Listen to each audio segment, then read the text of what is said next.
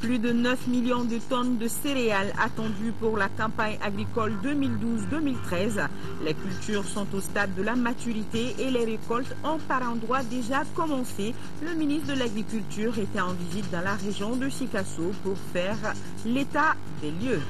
La fête de Tabaski, c'est dans moins de 5 jours. À Mopti, le marché à bétail de Fatoman est correctement approvisionné. Cependant, les prix ont connu cette année une légère hausse. Il varie de 25 000 à 275 000 francs CFA. Visite guidée de ce marché à bétail dans ce journal. Sport football, les qualifiés de la poule B de la Coupe de la Confédération sont le Djoliba AC et l'AC Léopard du Congo. En 6e et dernière journée, le Djoliba premier du groupe a été battu en déplacement par l'AC Léopard 3-0. Ici à Bamako, les deux clubs éliminés, le Stade malien de Bamako et le Wydad de Casablanca, ont fait match nul 3-2 partout. Bonsoir à tous, merci de votre présence. Le président de la République par intérim a quitté Bamako ce matin pour le Qatar. À Doha, professeur Djonkouda Traoré rencontrera l'émir Ahmad Ben Khalifa Al Thani. Au centre des échanges, la situation actuelle qui traverse notre pays. Il a été accompagné à l'aéroport international de Bamako-Senou par quelques membres du gouvernement ainsi que des membres des institutions du Mali. Et les détails de ce voyage présidentiel, ça sera avec notre envoyé spécial Sidiki Dambélé dans nos futures éditions. Le président de la République à l'aéroport de Bamako, c'est nous ce matin. Il partait pour le Qatar. Professeur Djonkouda Traoré rencontrera l'émir Ahmad Ben Khalifa Al Thani. Et les détails, ça sera avec Sidiki Dambélé dans nos futures éditions.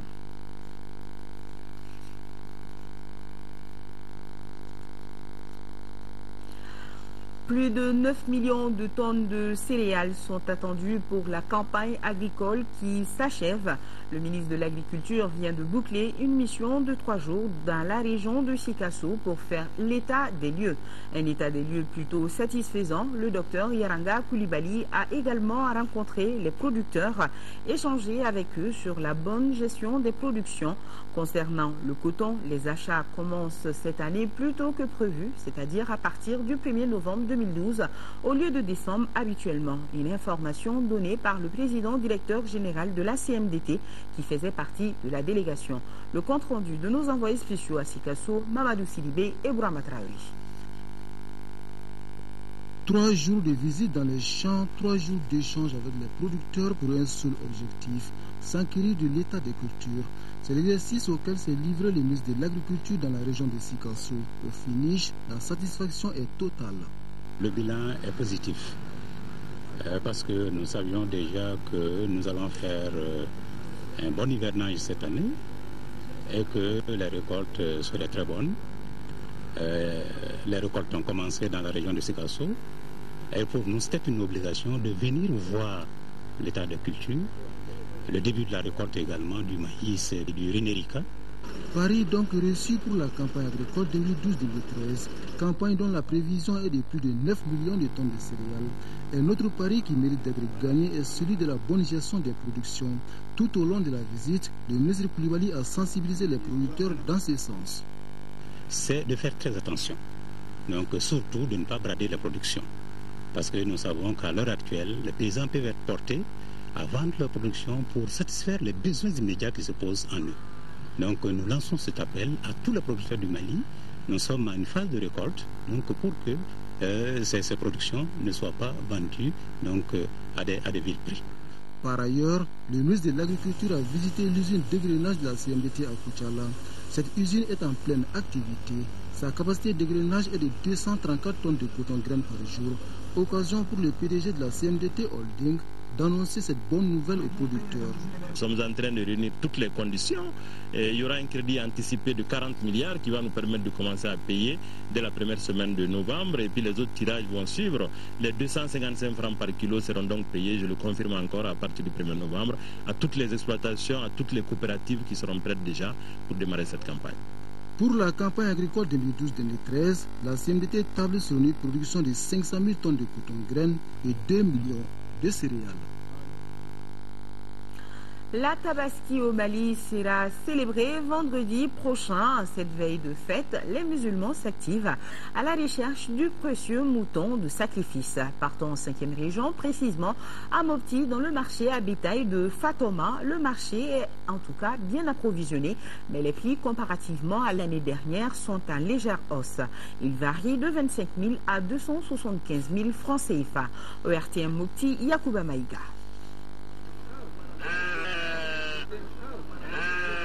Prélude à la fête de Tabaski, tout le monde s'active à la recherche du précieux mouton de sacrifice. Ici à Mopti, c'est le marché à bétail de Fatoma qui constitue la première destination de la population pour se procurer de ces moutons et à un moindre coût. Ce mardi, jour de la foire hebdomadaire de la localité située à environ une trentaine de kilomètres de Mopti, l'affluence est grande et le marché à bétail est bien fourni. Les prix des moutons, notamment des béliers, varient entre 25 000 francs CFA et 275 000 francs CFA selon la qualité des moutons recherchés. Si on paye à Douanja à un animal à 40 000 francs, quand on revient ici, on demande 42 500 ou 45.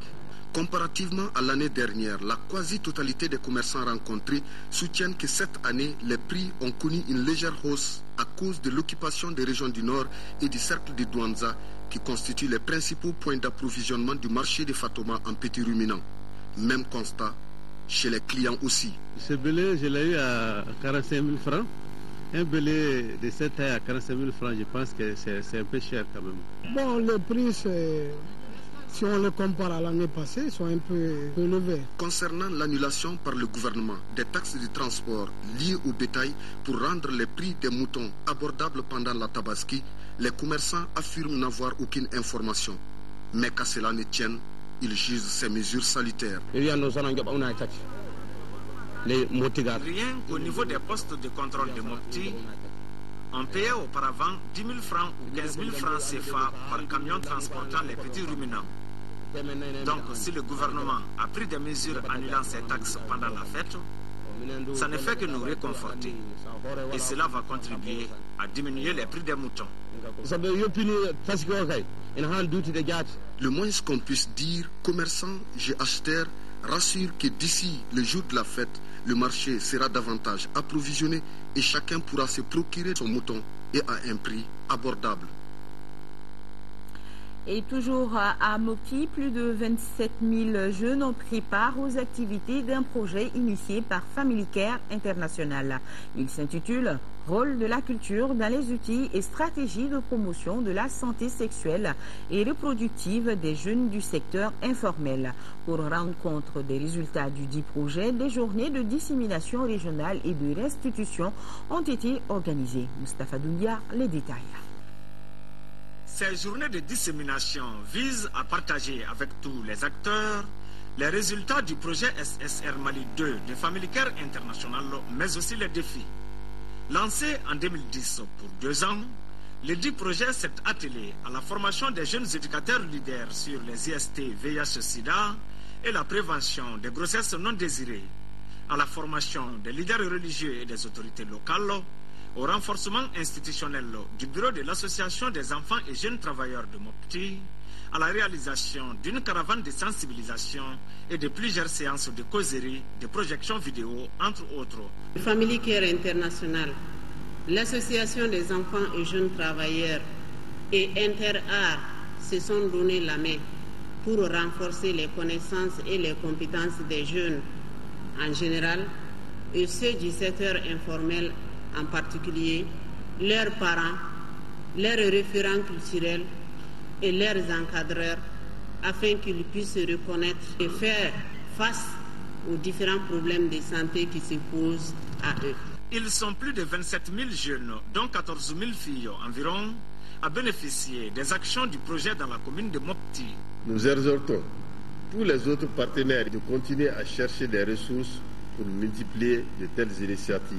A noter que cette deuxième phase du projet santé sexuelle et reproductive fait suite à une première exécutée de 2009 à 2010 à Mopti par Family Care International au Mali. Retour ici à Bamako avec l'inauguration hier à Bakodji Koroni, ACI de la bibliothèque Rabia et Fodé Ousmane. Plus de 600 ouvrages, toutes catégories confondues, sont ainsi mis à la disposition des étudiants professionnels et amateurs de lecture. La cérémonie d'inauguration était présidée par le ministre de la Promotion des langues nationales et de l'instruction civique. Agibou Koulibaly, reportage. Selon Nelson Mandela, une nation qui lit est une nation qui gagne. Fort de ce constat, un écrivain et éditeur vient de mettre à la disposition du mouvement Mali Valeur plus de 600 livres. Une initiative qui a favorisé l'ouverture de la bibliothèque baptisée Rabia et Fodé Ousmane au public. Il y a eu une mosquée au nom de mon arrière-grand-mère Rabia. Et que cette mosquée a eu plus d'audience, plus de monde que celle de Fodé Ousmane dans le même espace. Et que la renommée de cette mosquée était telle que finalement les gens venaient pour la mosquée de Rabia. Il n'est pas dit qu'elle dirigeait la prière des hommes et des femmes, non. Cela, je crois qu'il n'y a pas beaucoup. Mais c'est l'un des seuls cas. Aux yeux des autorités scolaires et communales, le geste de l'auteur des amants de l'esclaverie révèle tout l'intérêt qu'il accorde à la promotion et à la valorisation de la lecture. Un livre a toujours deux auteurs, disait un autre écrivain. Celui qui l'écrit et celui qui le lit. Jacques Salomé. Faisons en sorte que le contenu des œuvres présentes dans la bibliothèque de M. Traoré inspire les jeunes générations. La rétrocession de la bibliothèque à Mali Valeur est un acte hautement citoyen. C'est le lieu de saluer Mali Valeur, qui œuvre déjà à une reconnaissance de notre jeunesse et un renforcement de ses capacités dans plusieurs domaines. Nul doute que la réalisation de ses ambitions pour le Mali aura un impact salvateur. Auparavant, le mouvement Mali Valeur avait organisé 2 sessions nationales pour les enfants de 7 à 16 ans. Il s'agissait de les former à la culture de la paix. C'était au cours des ateliers d'écriture et de lecture. Ils sont 1500 candidats à prendre part cette année au test d'entrée dans les centres de formation professionnelle. Le test a démarré hier matin au centre Père Michel. Le reportage de Moussa Fani. Ils sont au total 1500 candidats, parmi lesquels 400 composent à Bamako. Cette épreuve consacre la rentrée de la formation professionnelle au Mali.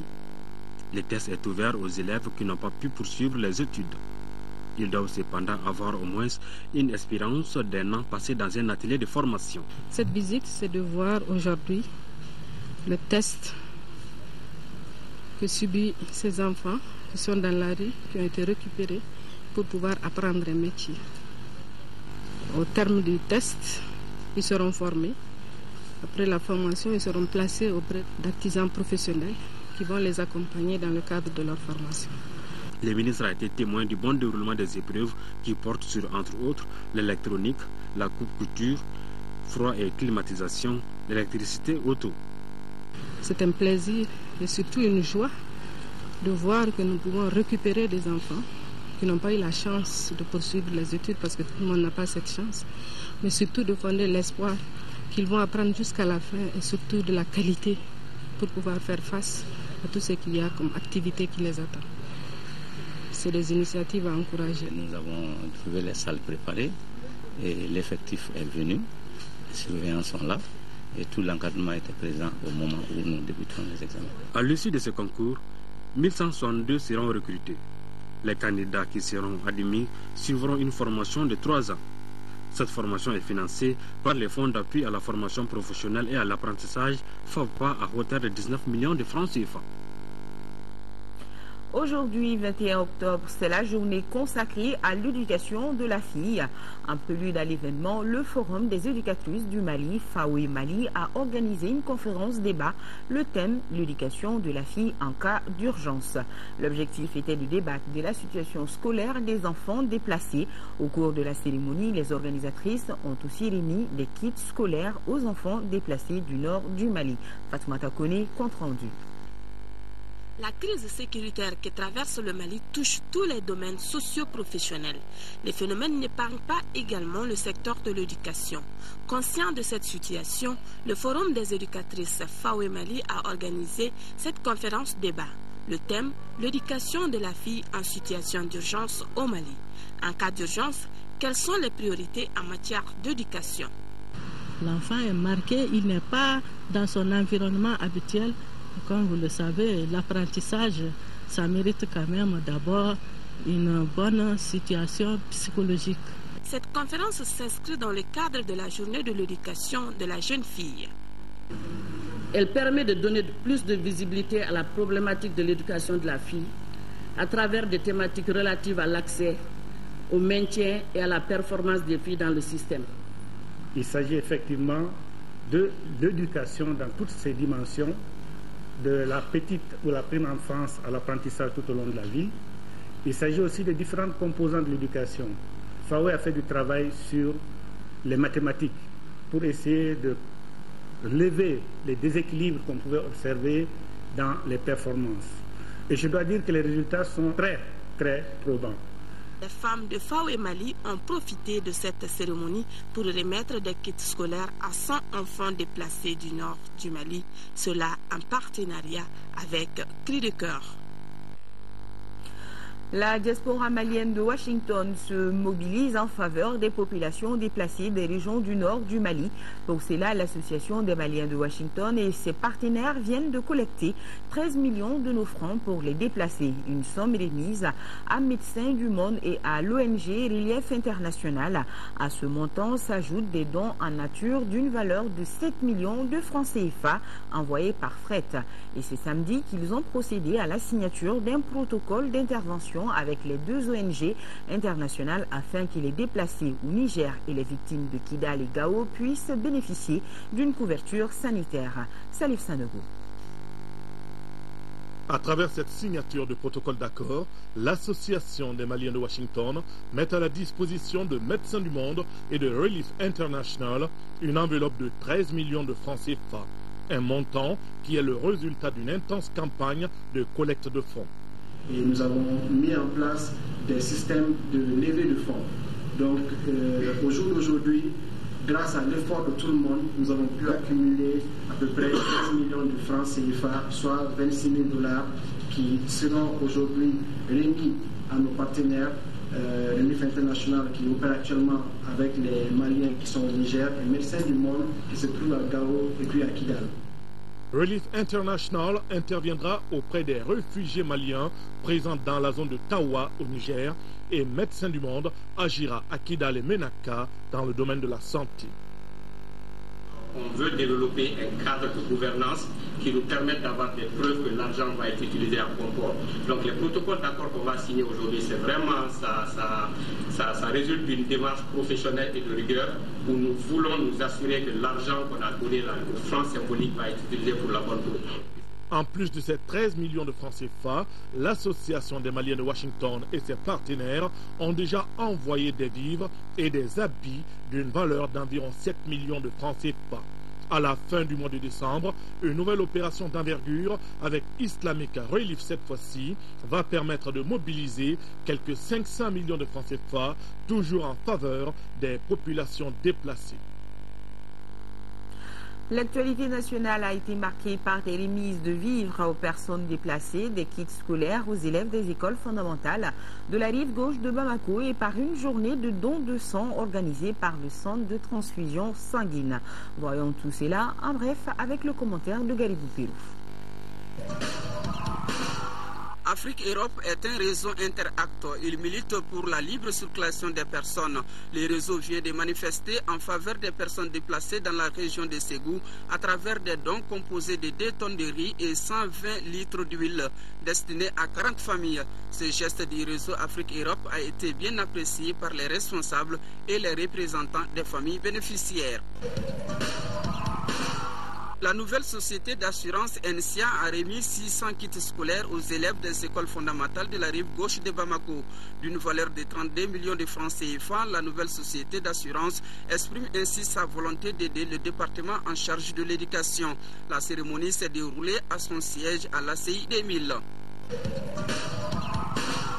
Unis pour les enfants défavorisés, UNAID est une association spécialisée dans la scolarisation d'enfants démunis. Depuis sa création, UNAID a scolarisé 102 enfants de la première, deuxième et troisième année des groupes scolaires de Sabalobougou et de Niamakoro. En dehors de ces fournitures scolaires, UNAID s'engage à payer leurs frais de scolarité.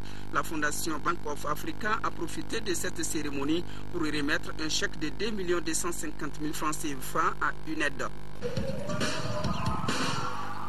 Les membres de Lions Club ont organisé une journée de dons de sang au Centre national de transfusion sanguine.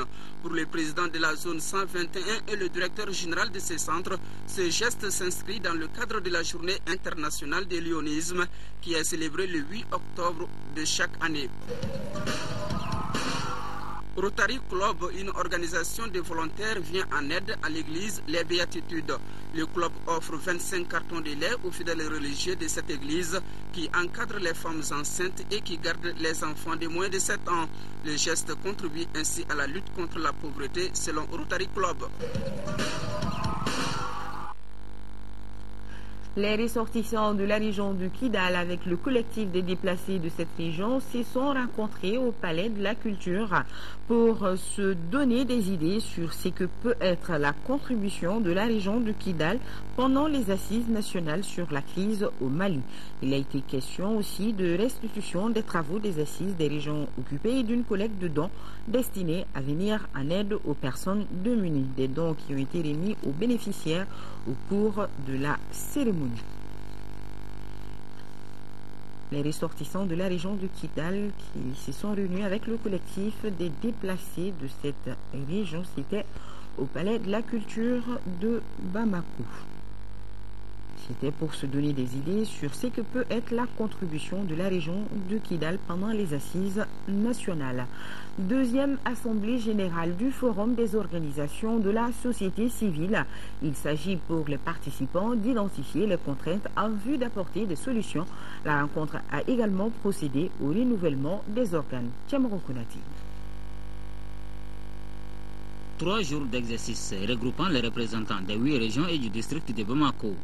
La deuxième assemblée générale du Forum des organisations de la société civile est axée sur 3 points essentiels. La relecture des textes, le bilan des activités et le renouvellement des organes. En 2 années d'existence, le Forum dit avoir mené des activités citoyennes. Parmi ces activités, la déclinaison de la réforme constitutionnelle et l'accompagnement du gouvernement dans l'élaboration d'un fichier biométrique pour des élections crédibles bouleversées par les événements du 22 mars dernier. Nous avions mis les bouchées doubles en invitant des alliés qui épousaient la même position que le Forum à nous joindre pour former le collectif Touche pas à ma constitution. Au sein du collectif Touche pas à ma constitution, nous avions animé des débats, organisé des meetings, des marches. La Cour constitutionnelle, dans sa délibération, a rejeté le projet de la réforme constitutionnelle. Les modifications au cours de la rencontre ne sont pas fortuites. Elles s'inscrivent dans une démarche participative à la consolidation des acquis. Le forum marche sur une charte. Et après 1 an de fonctionnement, il fallait nous asseoir, déjà les faiblesses que nous avions constatées, et les revoir et puis essayer d'apporter des solutions, tout ce qui peut constituer des faiblesses pour que ces faiblesses-là deviennent des forces. Les 3 jours de travaux devront déboucher sur des résolutions susceptibles de contribuer à l'atteinte des objectifs.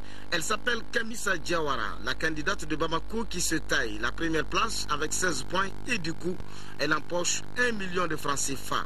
La deuxième place revient à la région de Kaï et Bamakan Diawara gagne 750 000 francs CFA. Et enfin, Hamassissé pour la troisième place repart à Tombouctou avec 500 000 francs CFA. Au total, 20 candidats ont été retenus au cours de ce casting national. Les meilleurs titres des artistes primés seront enregistrés en studio et constitueront l'album Sogomadoulou.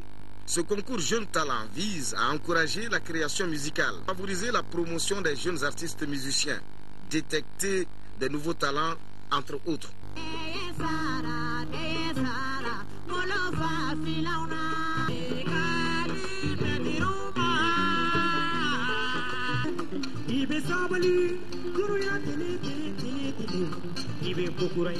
Un spectacle de qualité enrichi par la prestation de Makouyati numéro 1, le ballet national, l'ensemble instrumental national.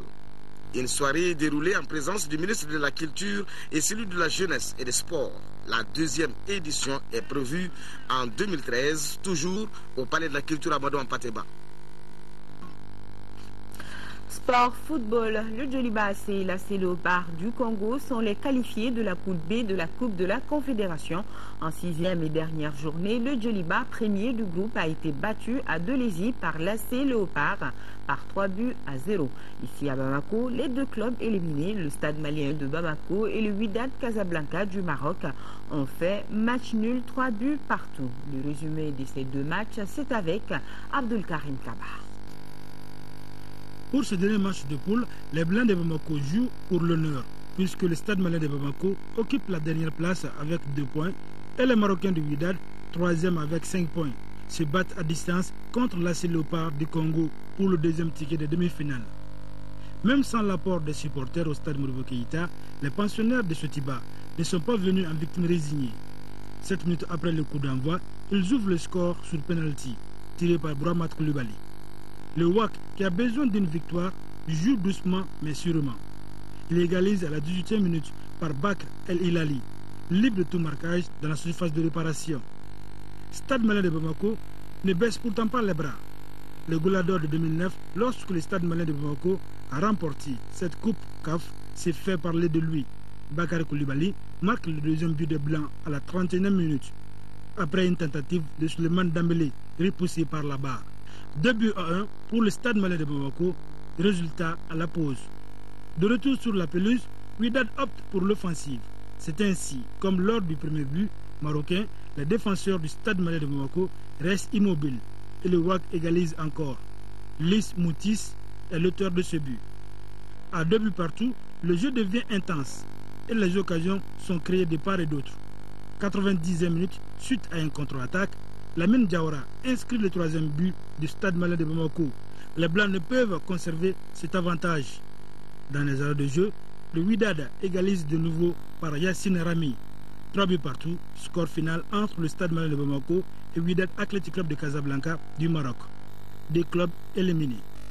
De l'autre côté, à Dolezi, au Congo, le Djoliba Assi, jusque-là invaincu et qualifié premier du groupe avec 13 points, est tombé face à l'AC Léopard du Congo par 3-0. Le premier à la 17e minute par Combo Bienvenu.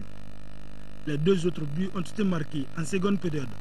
Le deuxième but congolais est inscrit à la 66e minute par Lakalo Preston et le troisième à la 74e minute par Kivoui Fernand.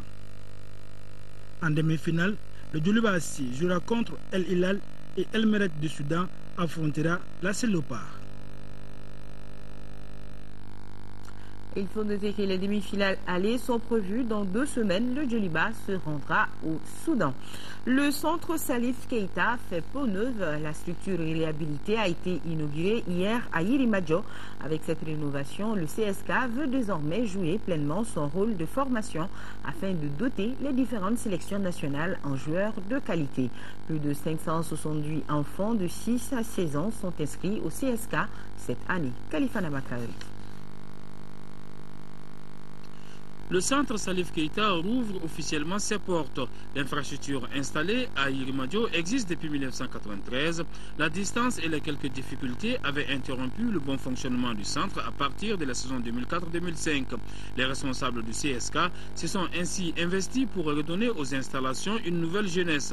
La cérémonie d'inauguration du centre Salif Keïta réhabilité a regroupé autour des promoteurs, responsables sportifs, anciens footballeurs, simples sympathisants et parents des joueurs. Sur les 2,5 hectares d'air sont bâtis les bureaux pour l'administration, les dortoirs et le terrain d'entraînement.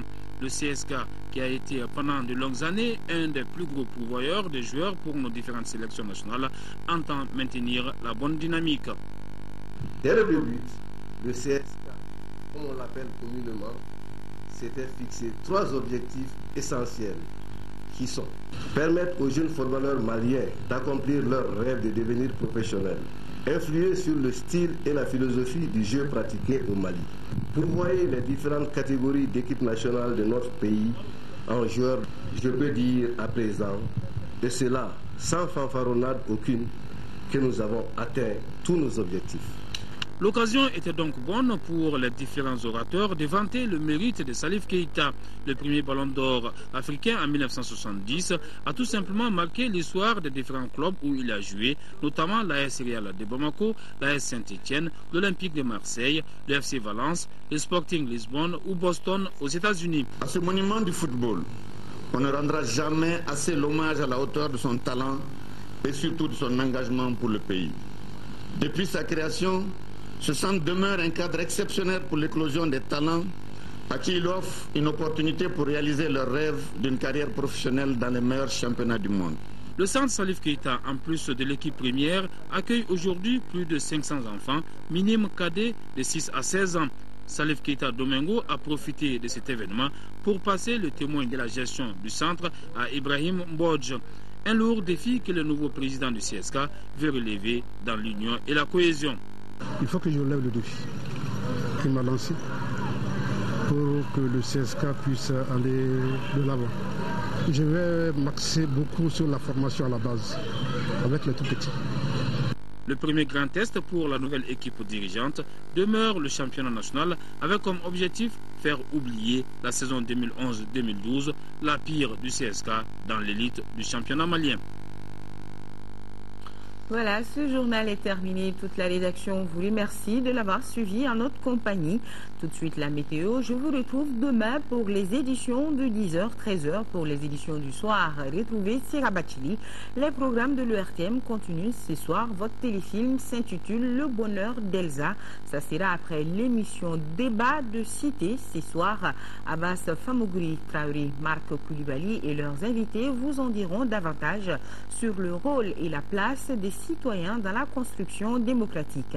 L'émission Débat des cités est en langue nationale bamana en synchronisation avec la radio nationale et c'est après le magazine Ensemble pour un Mali indivisible. 16e numéro, Amadou Sankaré revient sur les temps forts de la réunion de Bamako sur la crise. Grand merci donc à vous qui nous suivez à Washington, c'est aux États-Unis et retenez que nous sommes de cœur et d'action avec nos compatriotes des régions du nord du Mali vivant sous occupation. On ne les oublie pas. Bonsoir.